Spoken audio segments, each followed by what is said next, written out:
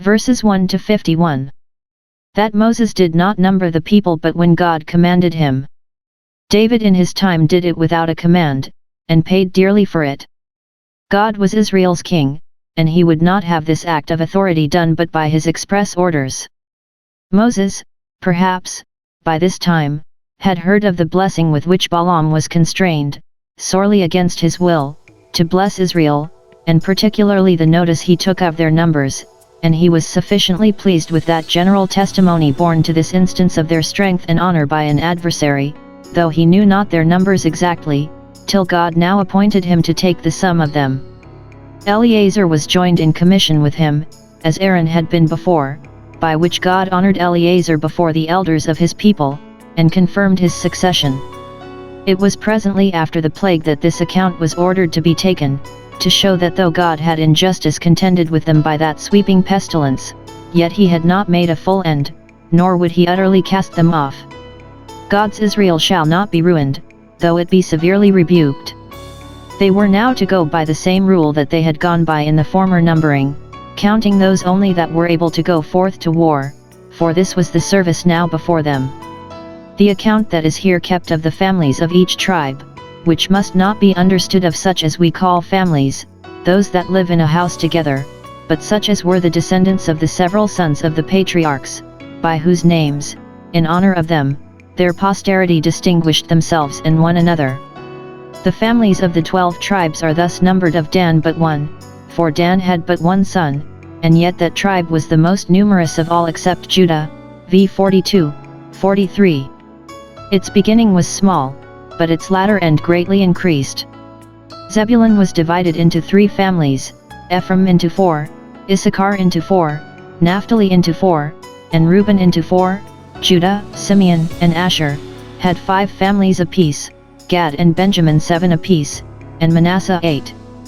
Benjamin brought 10 sons into Egypt, General 46:21, but 3 of them, it seems either died childless or their families were extinct, for here we find 7 only of those names preserved, and that whole tribe none of the most numerous, for providence, in the building up of families and nations, does not tie itself to probabilities.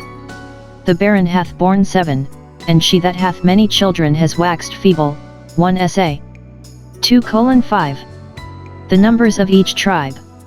And here our best entertainment will be to compare these numbers with those when they were numbered at Mount Sinai. The sum total was nearly the same, they were now 1,820 fewer than they were then, yet 7 of the tribes had increased in number. Judah had increased 1,900, Issachar 9,900, Zebulun 3,100, Manasseh 2,500, Benjamin 10,200, Dan 1,700, and Asher 11,900. But the other 5 had decreased more than to balance that increase. Reuben had decreased 2,770, Simeon 37,100, Gad 5,150, Ephraim 8,000, and Naphtali 8,000. In this account we may observe that all the 3 tribes that were encamped under the standard of Judah, who was the ancestor of Christ, had increased, for his church shall be edified and multiplied. That none of the tribes had increased so much as that of Manasseh, which in the former account was the smallest of all the tribes, only 32,200, while here it is one of the most considerable, and that of his brother Ephraim, which there was numerous, is here one of the least. Jacob had crossed hands upon their heads, and had preferred Ephraim before Manasseh, which perhaps the Ephraimites had prided themselves too much in, and had trampled upon their brethren the Manassites, but, when the Lord saw that Manasseh was despised, he thus multiplied him exceedingly, for it is his glory to help the weakest, and raise up those that are cast down. That none of the tribes decreased so much as Simeon did, from 59,300, it such to 22,200, little more than a third part of what it was. One whole family of that tribe, namely Ahad, mentioned ex 6:15, was extinct in the wilderness. Hence Simeon is not mentioned in Moses's blessing, Do 33, and the lot of that tribe in Canaan was inconsiderable, only a canton out of Judah's lot, Jos 19:9. Some conjecture that most of those 24,000 who were cut off by the plague for the iniquity of Peor were of that tribe, for Zimri, who was a ringleader in that iniquity, was a prince of that tribe, many of whom therefore were influenced by his example to follow his pernicious ways. 3. In the account of the tribe of Reuben mention is made of the rebellion of Dathan and Abiram, who were of that tribe, in confederacy with Korah a Levite, v. 9:11.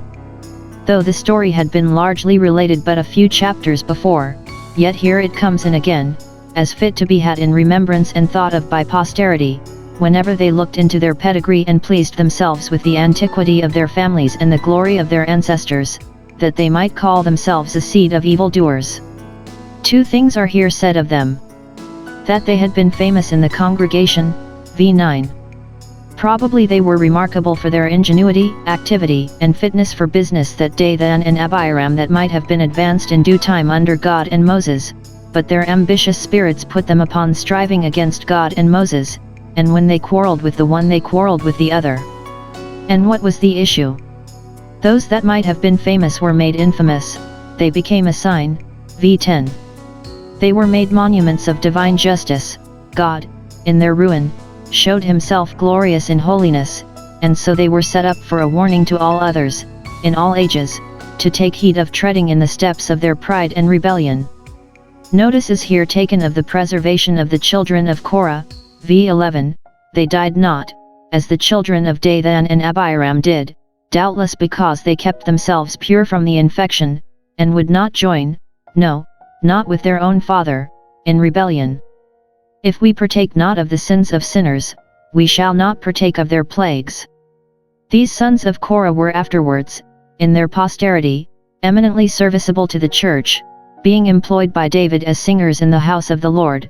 Hence many psalms are said to be for the sons of Korah, and perhaps they were made to bear his name so long after, rather than the name of any other of their ancestors, for warning to themselves, and as an instance of the power of God, which brought those choice fruits even out of that bitter root. The children of families that have been stigmatized should endeavor, by their eminent virtues, to roll away the reproach of their fathers.